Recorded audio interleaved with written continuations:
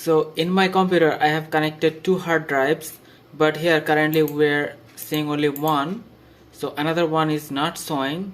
Now if you right click here and go to computer management, and then if we go to disk management, so here you can see we have two disks connected, and here one of the disks is showing dynamic foreign, so the PC currently unable to read this drive. So to fix that, we have to right click, and then here we have to click on import foreign disk.